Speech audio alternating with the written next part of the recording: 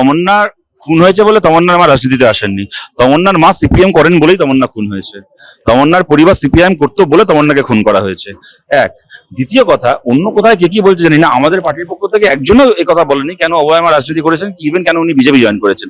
আমাদের খালি এইটুকু বলার বক্তব্য যে আপনি বিজেপি করুন, যা ইচ্ছে করুন, তা বলে গোটা বাংলা জুড়ে যে লক্ষ লক্ষ মানুষ আপনার সন্তানের জন্য রাত জাগলো, যারা লড়াই করলো এবং তাদের প্রত্যেককে অনেক অনেক প্রতিকূলতার মধ্যে পড়তে হলো। আমাদের আজকেই কর্মী সভায় একজন ছিলেন ডাক্তার সাগর দত্ত কলেজের, উনি সাগর দত্তের পোস্টিং ছিল, এই তিলোত্তমাকে নিয়ে অভয়াকে নিয়ে লড়াই করেছেন বলে ট্রান্সফার করে দেওয়া হয়েছে নন্দীগ্রামে।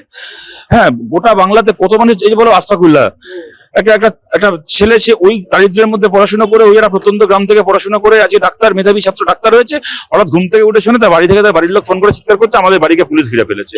ছেলে লড়াই করছে, আশফাকুল্লাহর পরিবারকে পুলিশ দিয়ে হেনস্থা করা হচ্ছে। আজকে কত মানুষকে জেল খাটানো হয়েছে, রাত আমাদের কোচবিহারের আমাদের অমিতদা থেকে শুরু করে গোটা বাংলা জুড়ে আমাদের কত কর্মীকে জেল খাটানো হয়েছে ওই সময়।